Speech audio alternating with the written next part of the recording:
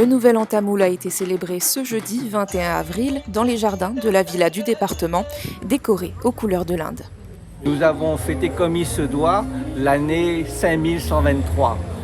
Putandu Vashtukal, bonne année à tous les membres de la communauté tamoule, de la culture indienne, à tous les hindous, parce qu'il y a beaucoup de personnes d'origine indienne à La Réunion et ils forment une partie importante de la population. Ils nous apportent une grande part de notre culture réunionnaise.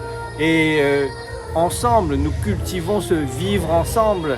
C'est l'unité dans la diversité, la Réunion. Et cette diversité avec une part importante de la culture indienne qui est mise en avant, mise à l'honneur aujourd'hui.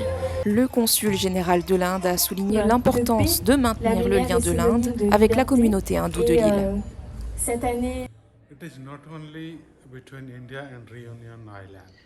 Il ne s'agit pas seulement de la relation entre l'Inde et la Réunion. À chaque endroit où l'on retrouve la diaspora indienne, nous essayons de préserver cette culture et la promouvoir. Peut-être est-ce à cause de la distance, mais si l'on prend l'exemple de la Réunion, cette communauté est présente depuis 300 ans. Certains ont pu oublier leur culture depuis. Mais quand ils réalisent que nous partageons les mêmes racines avec l'Inde, à partir de là, nous pouvons développer ce contact. Mon rôle en tant que consul de l'Inde est de maintenir ce lien entre la communauté indienne, les Réunionnais et l'Inde. Voilà pourquoi les hindous de la Réunion sont importants aux yeux de l'Inde. Ateliers d'art manuel, folklore indien et danses traditionnelles et modernes ont ponctué la soirée haute en couleurs, animée par les associations et artistes. En fait, le henné, c'est à base de plantes, tout simplement. C'est une plante qu'on laisse sécher, qu'on va déjà cueillir. C'est à peu près comme du thé, mais non, rien à voir.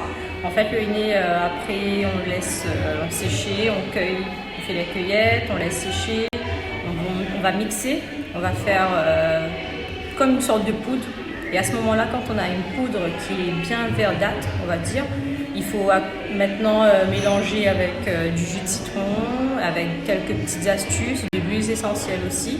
Généralement, la coutume veut que l'homme, quand il voit la future femme, il faut qu'elle a les mains qui sont embellies de son henné. C'est une danse folklorique. C'est le kolartam, la danse des bâtons. On le fait généralement dans les villages, on le fait pendant des manifestations culturelles ou cultuelles.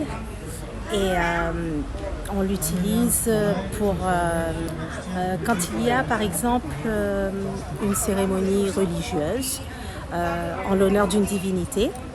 Selon la divinité, on peut choisir, et selon les baguettes de tambour, on peut choisir une chorégraphie. Et on peut le faire soit avec les bâtons, soit avec des feuilles de lilas. Je ne sais pas si vous voyez ce que c'est, des feuilles de margosier, on en trouve aussi.